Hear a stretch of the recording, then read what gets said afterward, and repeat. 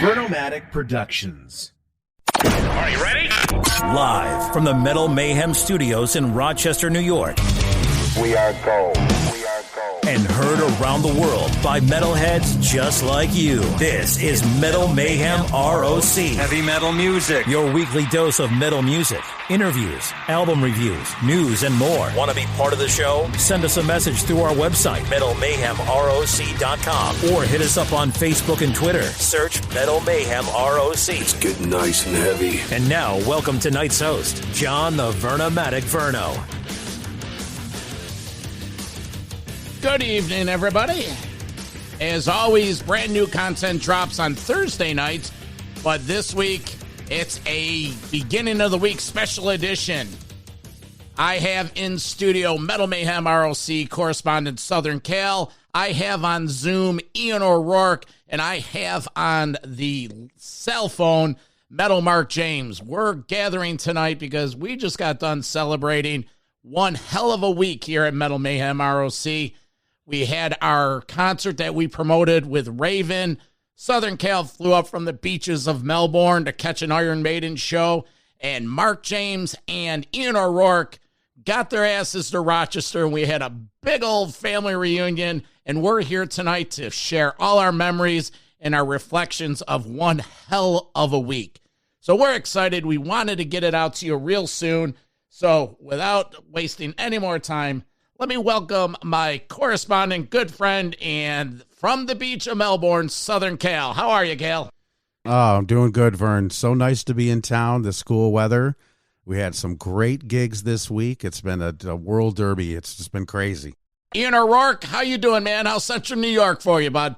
What's going on, brother? Glad to be here. Hell of a show the other night. Glad I got a chance to see everybody in person for a first time. That was a blast. Mark James, you rebounding well from your metal overdose up here in the Rock? I tell you what, man, I had a great time, and yeah, I'm still kind of recovering in a way, but I just what a week, and it was definitely a great evening, and I'm excited to be sharing some stories with you later tonight here on the show about my backstage meeting with the bands. Well, we're going to give you about another 5 or 10 minutes to recoup, and we're going to bring both you and Ian back onto the show, but we just wanted to say hello, so hang tight. We'll be back with you, bud. Yep, no problem. So, like I was saying, this was a monumental week for all of us here at Metal Mayhem ROC. Our first solo promoted show, we brought Raven and Riot Act up here to town, showcase show up at the Photo City Music Hall. We had a chance to go see Iron Maiden. Like I said, my correspondents all gathered. It was fantastic. You know, a lot of times we interact with everyone via Zoom or telephone, but everyone took the extra effort to get here, so it was a great celebration. But this week really started on Tuesday night. We had an event at the Record Archive up here in Rochester. They have a heavy metal happy hour the first Tuesday of every month. They have live bands playing. Some of the jocks are from the store are playing metal, and it's just a big celebration. So it happened to be 2 nights before the Raven show up here. So I set it up with John Gallagher of Raven to have him call in from Chicago. Again, 2 nights before our show, just to shoot the shit. We took a few calls from listeners and people in the audience, and it was a great way, a promotional tool to sell some tickets. But it's a way for all of us Rochester metalheads to get to know each other a little more. They had a local band. I believe the name of the band was Baba Baga. Don't quote me on it, but they kicked ass, and it was, again, just a nice communal celebration. So that's what started our metal week. We really got into high gear when my buddy Southern Cal, I'll let him tell the story. Southern Cal came up to Rochester. Cal, hand it over to you. Tell us about your journey up to the Rock. Well, let's say we started at 5 o'clock in the morning, traveled to Orlando, got on the plane, flew into Rochester, got off the plane, took a quick nap, and on the road 2.5 hours up to Hamilton, Ontario, Canada, the old Cops Coliseum for the Iron Maiden show. So Cal and I have been seeing Maiden shows together for well over 40 years. Actually, our 40-year anniversary. Right, there we go. Celebrating the 40. October 82, Cal and I, part of the Penfield Poser Death Squad, went and saw Priest and Maiden, Number of the Beast tour, and we haven't stopped since. So I have flown to Florida. Cal has come to, when I went to school in Canada in the late 80s. We've met in Jersey. So Cal got up here. We went up and saw the Legacy of the Beast show again. Let's start with, let's give a quick review, the pluses of this. Again, Cops Arena in Hamilton, Ontario, 15,000 people. One of those older type venues, very high seats. Cal and I were down low, Dave Murray side, very close. Thank God. But the place was jam-packed. At one point when Bruce said hello to the crowd, he was asking, where are people from? And you saw up in the crowd Brazilian flags. Oh, yeah. Portugal flag. And what was that? One guy had a Bangladesh or something. There was at least, I would say, 10 different flags. You know, the Canadian flag was flying, of course. There was an American flag. But a lot of international listeners and followers that were there.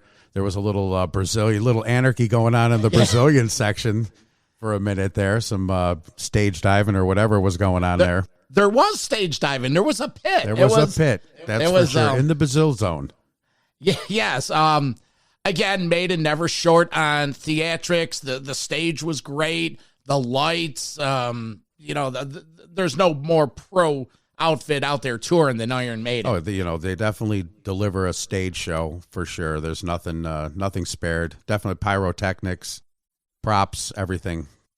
Now, okay, I'm not that get off my lawn guy, play the hits and nothing else, because I enjoy going to see these bands and hearing the new music. My objection on this was they opened the show with the first 3 songs off the new album. I understand they want to play new music. They're artists and they want to play their craft.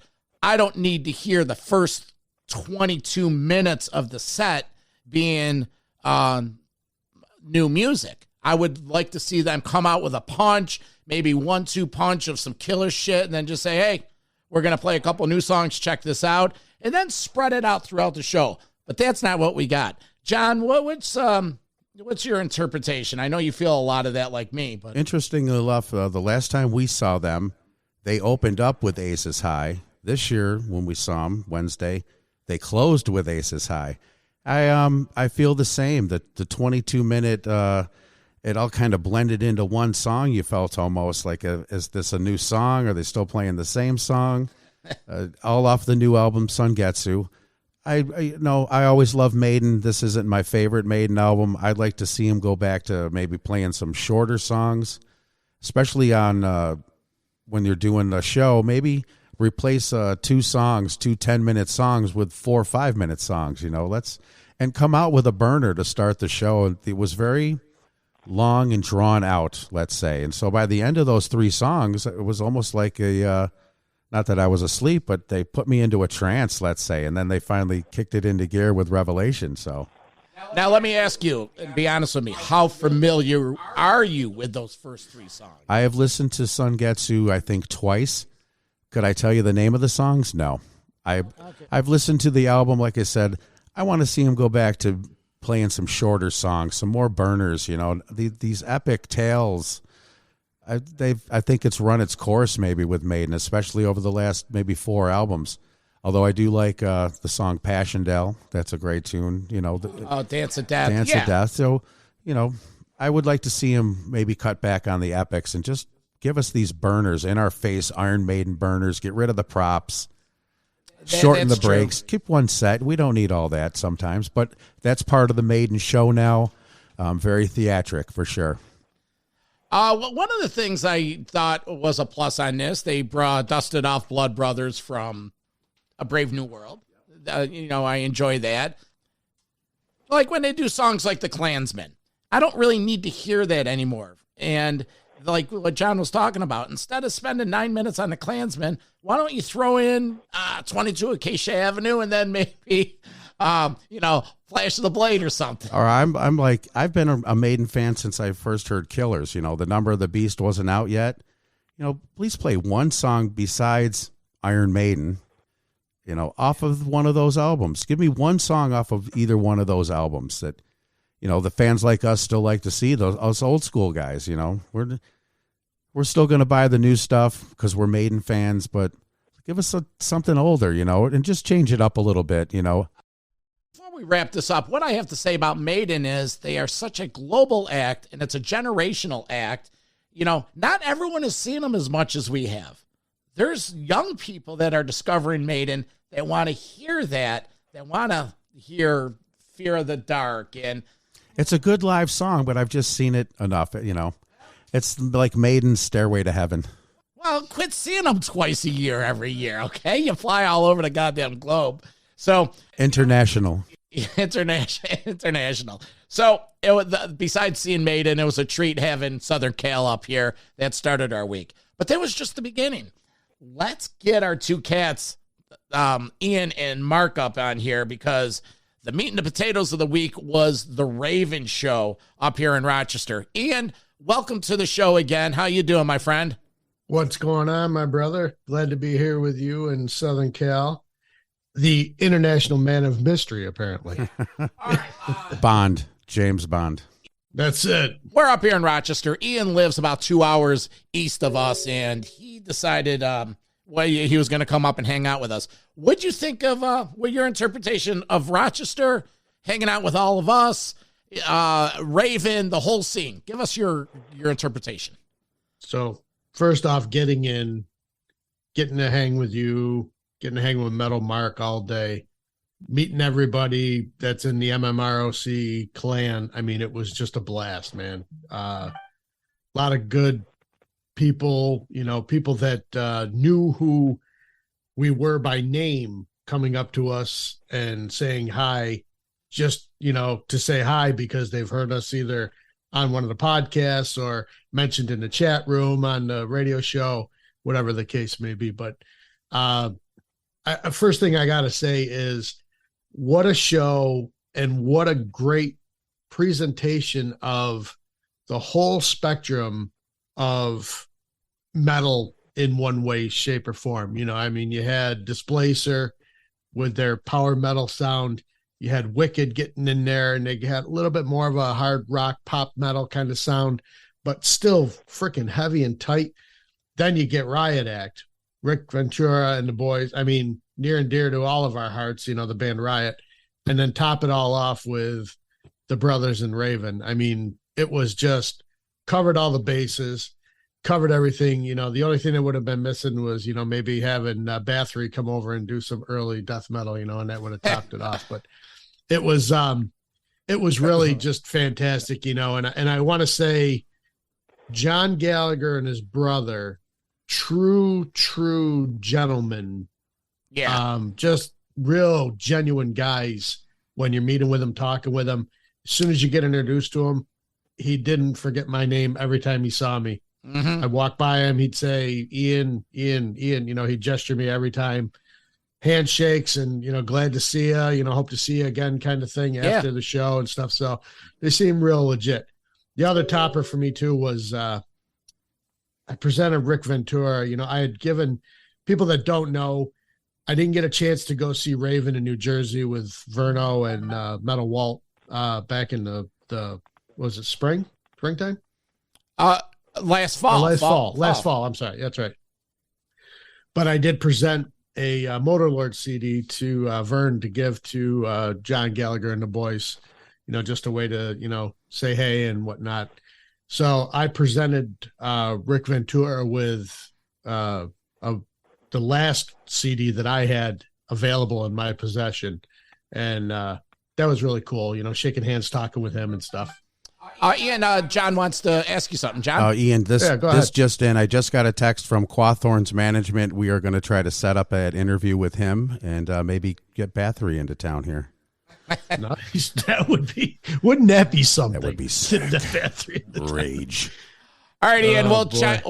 I did see you speaking with Rick, and then I had Ian came over to me, and he was like a little kid on Christmas. I'm like, all right, just settle down. It's a long night. Just, you know, don't be total fanboy. So I know. Metal Mark James. Now, Raven, one of your all-time favorite bands. Tell us your impression of the Rock and meeting Raven. Well, let me tell you something. First of all, it's the first show I've been into Rochester since the late 90s, early 2000s, for starters. And I really miss coming there. And when I heard that you were bringing them there, I wanted to go. So I'm glad I did. And, you know, the whole night was just amazing from start to finish. I mean, it was A triple plus across the board. I mean, the staff and management at Photo City Music Hall, all the bands were great. You know, I'm meeting your sons. They're cool guys, you know, and I met so many people that I knew from, you know, from the chat room and of course on Facebook and all that. And, you know, and also it was really cool to be given all access to go backstage and hang out with the bands and talk with them. And one particular part of the evening, I was backstage talking to John and Mark. I wish I had recorded it on my phone. It was kind of like a little history, you know, like some history stuff from the past.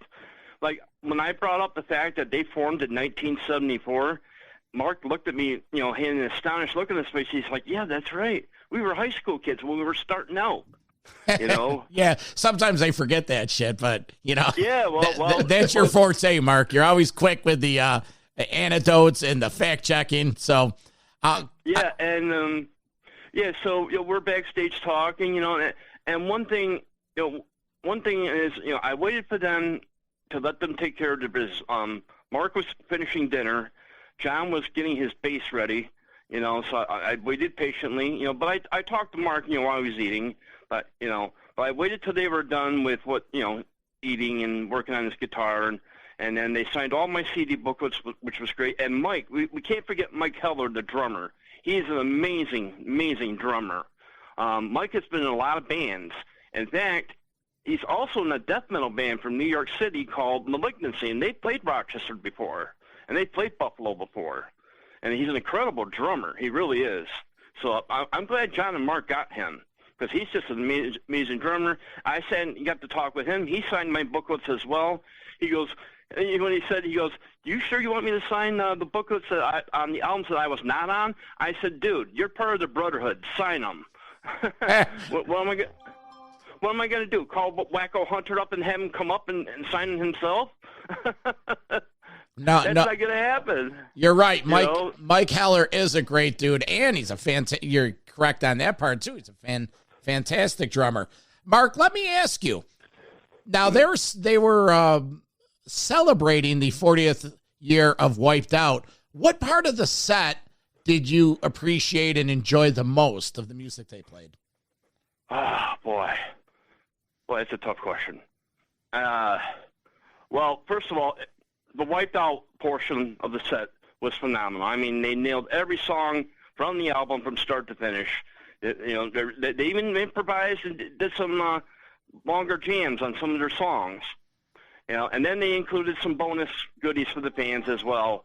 And in fact, I'm looking at a picture of the set list that I posted on Facebook the other night. What I did was I took a picture of the set list. Bill the Rager's brother was holding the set list in his hand, and he was over by me by the merch table. So I go up to his brother. I said, "Can I take a picture of the set list?" He's like, "Sure." So I took a picture of the set list and I posted it on Facebook.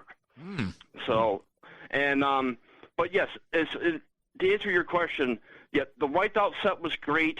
I mean, and then of course all the bonus tracks that they threw in the set as well. You know, stuff from the new Metal City, and yeah, it was everything I was expecting. I just, you know, I've heard the Wiped Out album so many times, and of course I was familiar with the new record, and I even bought some merch at their table. I bought that 4 CD over the top edition of Rock It Till You Drop.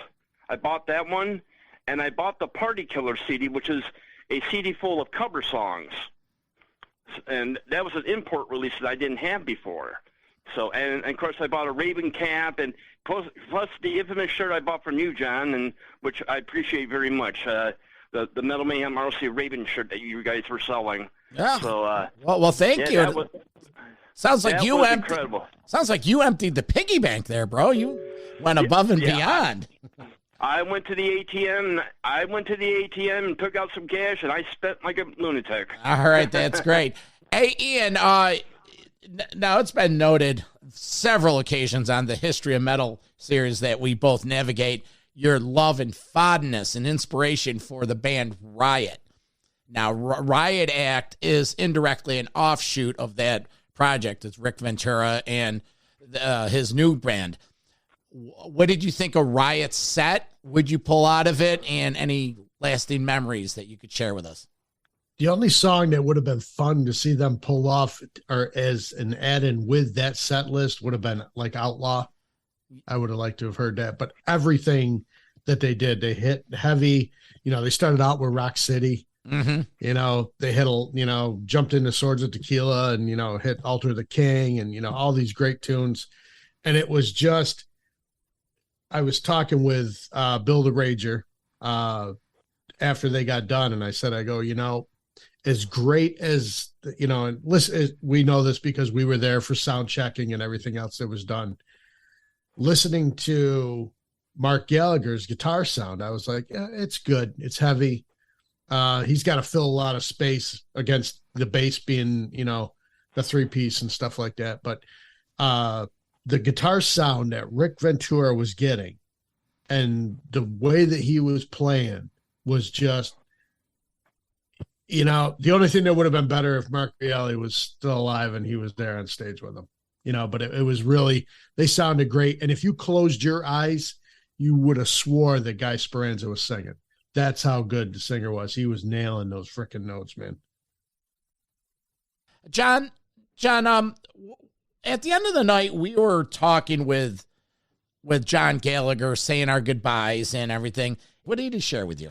Well, the one of the things that he mentioned was Ian had asked, there was the singer and the bass player from Riot Act in there along with John. And he asked him, on the scale of, where are we on the tour as far as how everything was? And the singer from Riot said number 1 right out. And that was nice to hear. You want to hear that the effort you did was good. And these guys thought that you had done the best with hospitality, the best with the arena and everything like that, that you had covered all the bases for these guys and they truly enjoyed their time here in Rochester. Well, I appreciated that acknowledgement, and I've made this joke several times. It must be the Italian in me, Send them.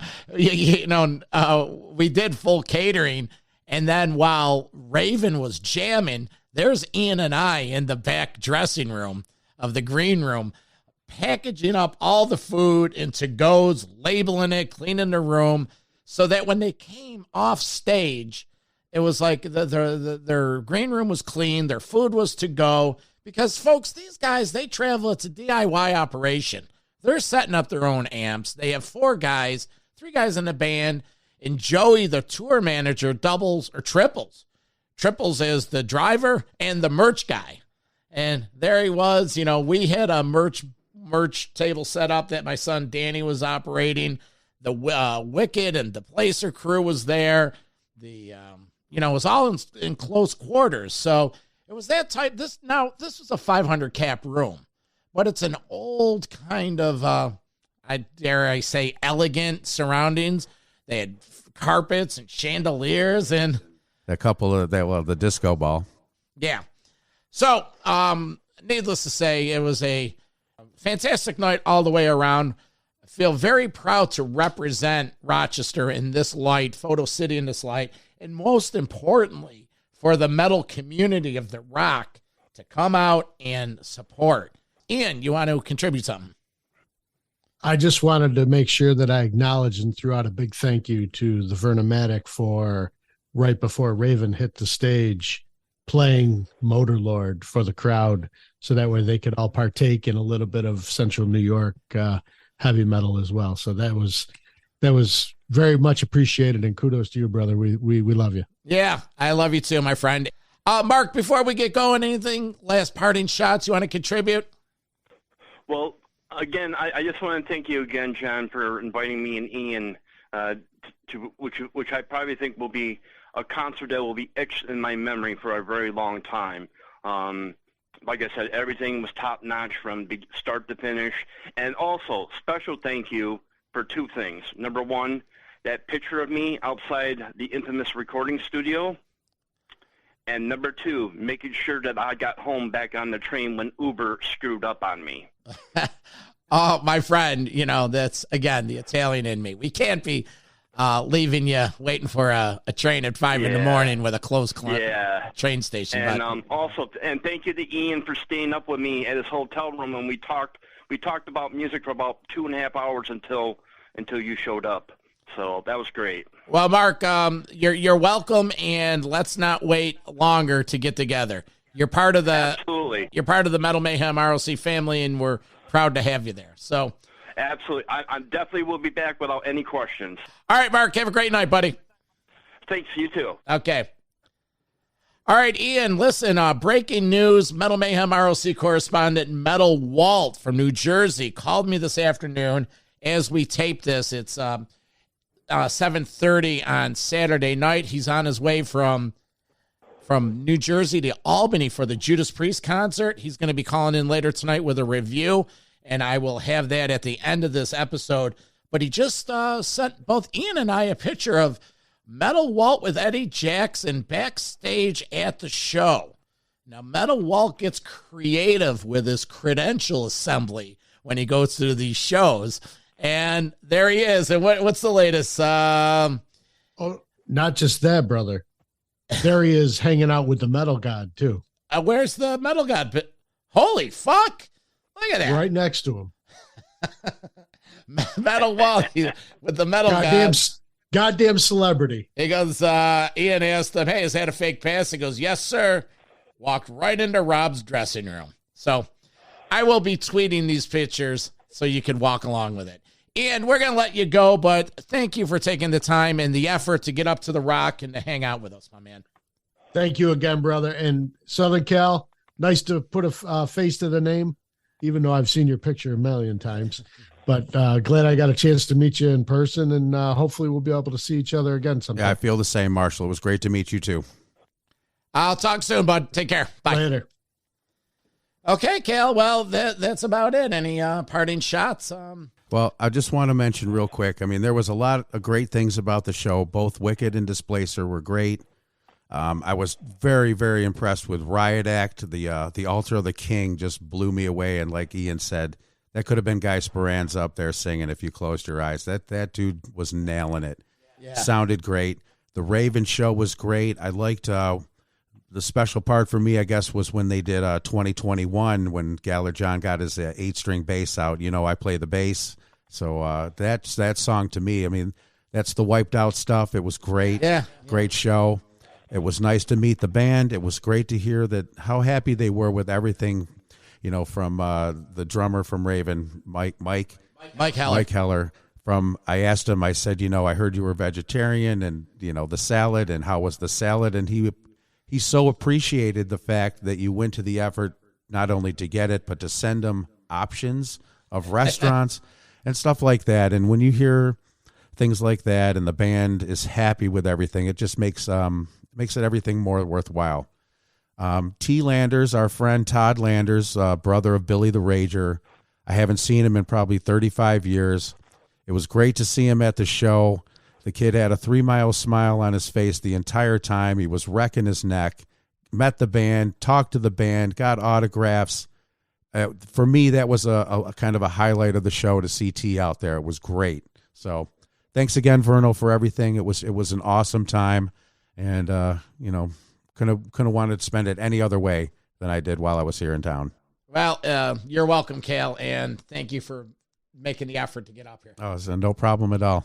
Viable part of our team. That's Southern Cal. You could hear him every Monday night on the Metal Mayhem ROC live radio show, and he contributes the Metal Minute, and he's always taking steps to be a bigger part of this show. So, we're like I mentioned before, I'm just waiting to catch up with Metal Walt.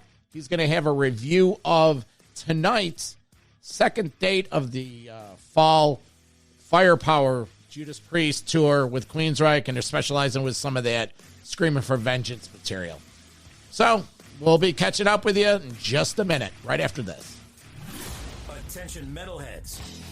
Since we launched in 2019, Metal Mayhem ROC has been the go-to source for metalheads to talk about and hear the music they love. We can't thank you enough for being part of the family. If you're listening on Apple Podcasts, hit subscribe so you know when we go live. Plus, tell folks why you like to listen when you leave a rating and review. If you're listening on another platform, head over to podchaser.com and type in Metal Mayhem ROC in the search bar. Hit subscribe, then rate the show and leave a comment on why you get your metal fix from the Vernomatic and his guests, Metal Mayhem ROC. Now, back to the show.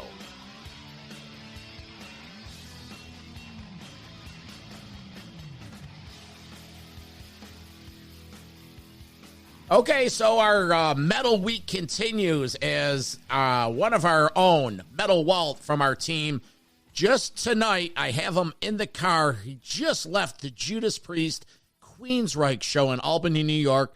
Second stop on the extended Firepower History of the 50 Years of Metal tour. Hey, Metal Walt, how are you, man? Give us the lowdown. What's going on, man? Oh, man, I got so much adrenaline. I got a 2-hour, 15-minute drive home right now, but, man, I am so pumped from this night. It was one of those last-minute decisions at 4 o'clock to jump in the car and go.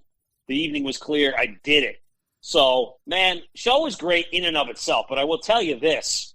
I struck gold and somehow got there early enough, and one of the doors was open in the backside of the arena. And this has nothing to do with the show itself. So I see the door open. I parked in this dirt parking lot, and I go in the arena, and it's like where catering is. So I just walk in, and I'm like, oh, check this out. This is the underbelly of the hockey arena, and they're cooking. I hear all kinds of music going on. So I'm like, you know what? Nobody's here really asking me not to be here, so I'm going to walk around.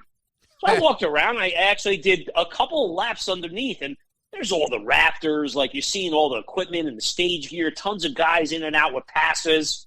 So I'm heading over there. I hit the head real quick. There's a real nice woman there. How are you tonight? We're talking about the weather, and there's these double doors that are closed. So I just open them up, and I walk down this hallway, and I hear music playing. I hear the song Screaming for Vengeance being played by the band. And as I walk down this hall, it's a little maybe like 20 by 20 closet room. And there's Scott Travis with a little tiny kit and the four musicians tuning up. And Andy Sneap is leading the way. He's like, no, guys, we got to do this. Let's start it again. You can tell he was kind of like the orchestrator. Yeah. And the four of them just look at me, and I kept going. And as I'm walking down the hall, I see the Queensryche room. These guys are hanging out. And then the best of it is, as I'm going down the hall, I see this guy sitting outside one door, and I hear Rob's voice. But I don't see him. So I quickly went around the lap again, and I said, you know what, I'm going to go in there and say hi to Rob. You know, no harm, no foul. What's the worst case? He says he can't have time for me.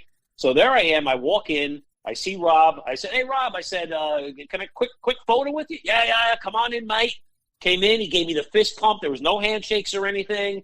Real tall dude, man, I got to say. Much bigger than I thought. Mm-hmm. You know, he was in his street clothes, his black shorts, and his black T-shirt. And told him I was up there, took a 2-hour ride, and, to come to see the show. And he was happy, gave me a big smile. We took a couple pictures, did the fist pump in return. He says, heavy metal, man, every fucking metal. And I was on my way. As I'm on my way out, who walks out but Eddie Jackson? So I stop Eddie. Eddie, what's up, man? Hey. And he's like, yeah, quick picture. He's like, I'm actually starving. I'm going down to the catering room. I want to get a pile of dessert. Biggest smile on his face. Then down comes the other way. I see Andy Sneap. I meet him. The only guys I didn't get to say hello to were Scott and Richie because they went in to eat, and they were back there for quite a while, so I didn't want to go there and nag them, and at that point the show was ready to start. But, man, what an introduction to that, all by accident. I'm real excited to hear the review of the show, but a couple quick questions. One, obviously you said no one checked your credentials. Obviously you're acting the part. No one's going to bother you. Rob didn't say anything like, how'd you get back here? Or it just doesn't matter? Or you're just being cool and You know what? It was a chilled vibe. There weren't many people. All these like road crew guys were just looking at their phones. You know what? I just politely looked at Rob, waved, and I didn't want to get in there and monopolize his time. I said, Rob, time for a quick photo? And he says, yeah, come in. And that was it. 5-10 words, quick photo. I was in and out in 50 seconds. Yeah. I said, that's the way to do it. Didn't want to do more than that. Just wanted to say hello and get the photo and get out. All right, great work, fucking. That's fantastic. Thanks for sharing that. So, the show, QUEENSRYCHE, Judas Priest, go. What do you got? QUEENSRYCHE, I mean, they opened again this leg of the tour. They did a little under an hour, and I will say they sounded great. Todd LaTorre was awesome. I mean, they play a lot of the stuff still from opening up a Queen of the Reich, doing things off of a Warning album. They sprinkled in one new one, which I was happy to hear because for what I've heard of the new album, I think it's a really strong album. And, for these short shows, 45, 50 minutes, they're not going to pull a lot of new ones. But they did do a new song called Behind the Walls, which I thought was really, really good. Crowd was into them, and it was a nice warm-up. So Priest comes on about 9:30, and I think, one of the reasons I went up there because I saw the set list from opening night in Connecticut, and this seems to be a trend with the band that when they come through the States on a second leg of their tour, they tend to just scrap the whole set list from the first round and they rebuild it all from scratch. And not many bands do that. How many bands have you seen that go through 2-3 times over a 2-year period? It's the same 20 songs. Maybe they change out one. Well, not Priest. And they did this on the Firepower tour. And this one, again, it was 17 songs. And I looked at it, and I think there were only 4 songs that were in the set list from the spring tour. I will say the show, it was a little on the shorter end. It only clocked in at 90 minutes. Rob sounded great. I could tell he's still getting his voice back in shape. He was conservative with some of his singing, but always saved that energy for the high points and the key songs. I think Riding on the Wind, I think, was the second in the set list, and he really, really ripped it on that high end, and he had to hold that note at the end and Beyond the Realms of Death. But, there was definitely, you could see a little, not fatigue in the band, but there wasn't a lot of crowd banter. Rob said his few things, but there wasn't a lot of, as much enthusiasm as maybe it was in the first round of the touring. It was almost like, we're here to show you, give you those 20 songs, and we're not going to say a whole lot. We're going to be in and out of here in an hour and a half. And I had no problem with it. So, band sounded great. Richie looked healthy. And oh man, I mean, if there's anybody listening that knows this is coming to their town, they're focusing on Screaming for Vengeance. So, like I said, they opened up with The Electric Eye, which was not, that was in the encores last time. And Riding on the Wind, they did the title track. And they just broke it up. They brought a couple different ones in from Firepower. They actually played the song Never the Heroes, which was never played live until this tour. And really a great song. I love that on the album. Maybe the highlight was probably around the midpoint of the show. They did Genocide, an extended Genocide, into Steeler, into Between the Hammer and the Anvil. And that was about 20 minutes of music. And I just was like, holy crap, where am I? I can't believe I'm watching this. You're right. Genocide is worth admission alone. Now, going back to what you're talking about, that specializing Screaming for Vengeance, 40 years ago on that tour, that's what they opened with. Hellion, Electric Eye, into Riding on the Wind. And again, I'll go back to the Firepower set. Actually, it was the third leg of Firepower, and they were playing little theaters, and actually drove up to Albany for that one as well, where they almost just say, we're only going to give you 2 or 3 of the traditional songs, and we're going to really have fun for us because this is up there. So, I mean, for a casual fan that wants to go here and hear all the same songs all over and over again, they may have been disappointed, maybe a little bit bored. But that was not the case. They weren't missed. It's a new set list. And how many bands can say they do this? Not many. I will tell you, I was so stoked to hear about the show, the Raven Riot Act show, and the whole Metal Mayhem ROC community that got together and huddled for that event. I couldn't be there. It was just too far away from me, but this was the icing on the cake. Whereas you guys built the cupcake and put that icing up top, I brought you the cherry, and the Judas Priest cherry. Well spoken and well wrapped up. Well, Metal Walt, thank you for taking the time out before you hit the road. We appreciate it. I'll be heading out on the highway. All right, talk soon, Walt. Okay, cheers, guys. Okay, there you have Metal Walt live from the road. As it happens, you can't get any quicker report than what we just had. Hey, we're going to wrap things up right now, but before all of this Metal Week started, we ran a promotion. We were giving away a signed guitar by all the guys in Raven, and the only thing you had to really do is go to our website and sign up for our weekly newsletter. It's our way to invite you into our community and stay in touch with you on shows, radio shows, promotions. The winner of the Raven signed guitar is Paul Thomas. I believe that's the pronunciation. Congratulations, Paul. I'll reach out with you and we'll touch base and we'll get you that guitar. And as always, we appreciate the support. It was a great week for the Rochester community, all the bands involved, and us here at Metal Mayhem, and we appreciate it. So enjoy this episode. Look forward to some new episodes very soon. And as always, remember, keep it heavy. Have a good week, folks. See ya. Metal for life. Thank you for listening to Metal Mayhem ROC. Check out our website at metalmayhemroc.com for information on podcasts, archives, links to all our live radio shows, and all sorts of info. Please like, follow, and share with everyone, even your non-metal friends. And always remember to keep it heavy.